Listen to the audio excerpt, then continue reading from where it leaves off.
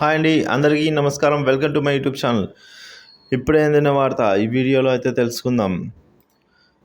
ఇక వివరాలు చూసుకుంటే రాష్ట్రంలో ఈ 3 లక్షల మంది ఉద్యోగులకు ముఖ్య ప్రకటన అండి. సో ఆ ప్రకటన ఏంటి అన్న పూర్తి వివరాలు ఈ వీడియోలో తెలుసుకుందాం. వీడియోని అయితే ఎక్కడ స్కిప్ చేయకుండా ఎండ్ వరకు అయితే చూసేయండి. అప్పుడే ఇన్ఫర్మేషన్ పూర్తిగా అర్థమవుతుంది. వీడియో నచ్చినట్లయితే ఒక లైక్ చేయండి. సబ్స్క్రైబ్ చేసుకున్నట్లయితే సబ్స్క్రైబ్ చేసుకోండి. దీని ద్వారా నేను చేసే లేటెస్ట్ అప్డేట్ న్యూస్ ముందుగా మీరైతే పొందగలుగుతారు. ఆలస్యం చేయకుండా వివరాలకైతే వెళ్ళిపోదాం. టీచర్లు ఉద్యోగులే కీలకం అండి. పార్లమెంటు మరియు అసెంబ్లీ ఎన్నికల్లో ప్రభుత్వ ఉపాధ్యాయ ఉద్యోగులదే కీలక పాత్ర. రాష్ట్ర వ్యాప్తంగా 1,25,000 మంది ప్రభుత్వ ఉద్యోగులు ఉన్నారు. సో 1,50,000 మంది ప్రభుత్వ ఉపాధ్యాయులు, 1,25,000 మంది, అలాగే 1,50,000 మంది ప్రభుత్వ ఉద్యోగులు ఉన్నారు. వీరిలో దాదాపుగా 90% ఎన్నికల విధుల్లో అయితే పాల్గొంటారు.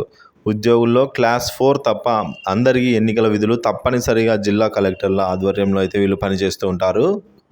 సో ప్రస్తుతం పార్లమెంటు ఎన్నికల నేపథ్యంలో వీరికైతే ప్రత్యేక నిబంధన వలన అయితే ఎన్నికల కమిషన్ జారీ చేసింది.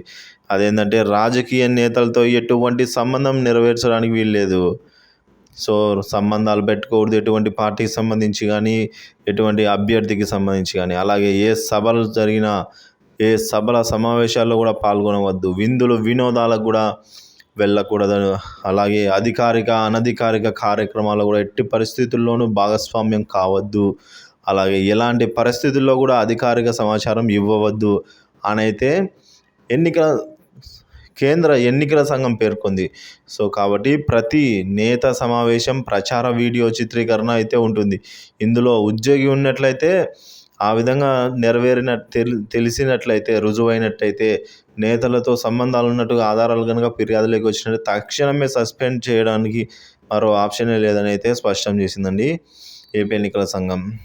సో కాబట్టి ఈ ఉద్యోగులు ఎవరైతే ఉన్నారో 1,50,000 మంది, అలాగే ఉపాధ్యాయులు ఎవరైతే ఉన్నారో 1,25,000 మంది, వీరందరికీ కూడా తప్పనిసరిగా ఇవన్నీ అయితే పాటించాలి.